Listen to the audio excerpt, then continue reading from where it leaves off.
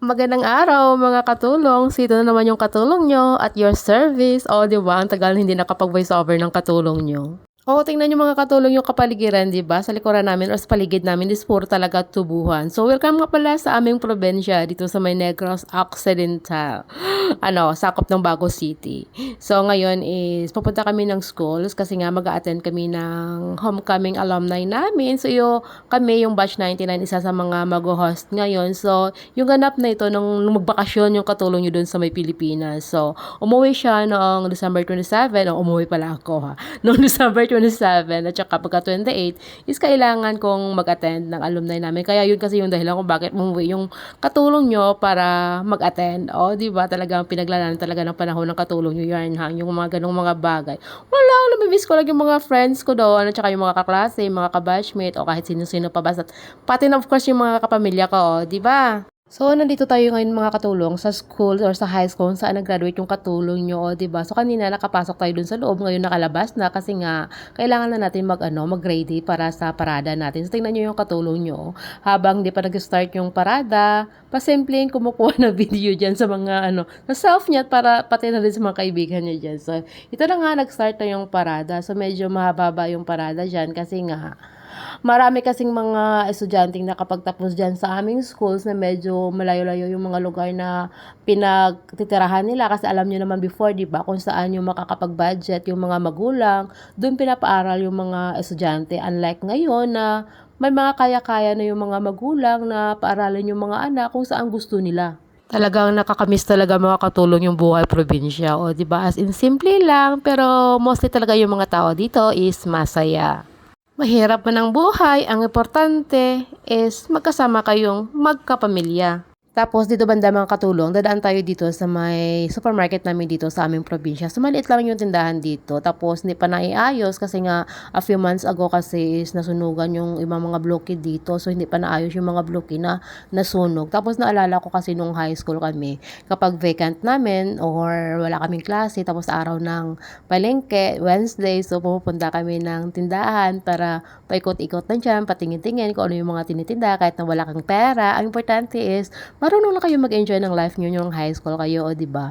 Tapos yung mga pamumuhay dito before, as in ibang-iba talaga. Kasi nung bukas pa kasi yung sugar factory dito sa aming probinsya, yung mostly kasi na pinagkukunan nila ng mga source of income ng mga tao dito ay sa sa may sugar factory. Tapos, nung nag-close down yung sugar factory, as in talagang malaki talaga yung pinagbago ng aming probinsya.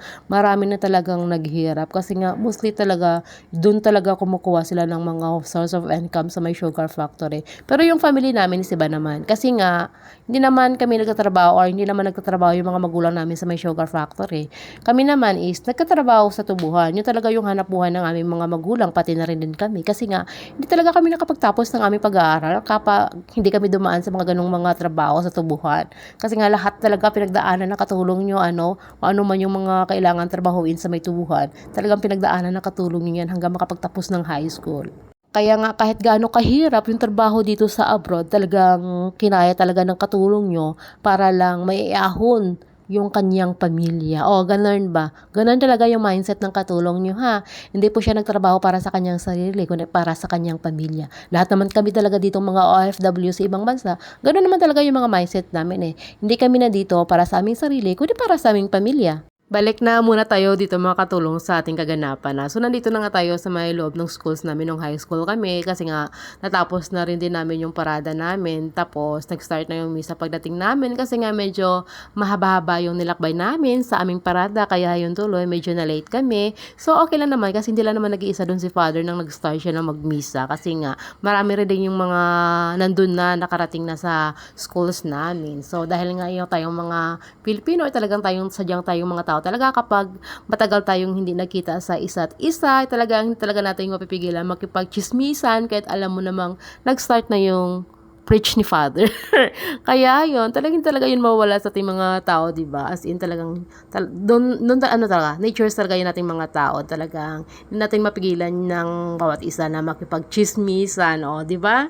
O, 'di ba? Kita niyo naman mga katulong kung gaano kasaya yung katulong niyo. As in talaga umuwi talaga 'yan sa Pilipinas para makapag-attend ng alumni niya. Kasi nga paminsan-minsan lang 'yan nangyayari sa ating mga buhay mga katulong.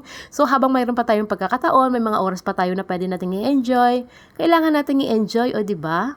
So ayan na nga. Actually, mga katulong, marami talaga kaganapang naganap dyan sa event na yan. Ang problema lang, hindi talaga nakuna ng buo ng katulong nyo kasi nga, sobrang busy na siya kasi busy sa kakachismis sa mga kaibigan niya for so many years, hindi sila nakita.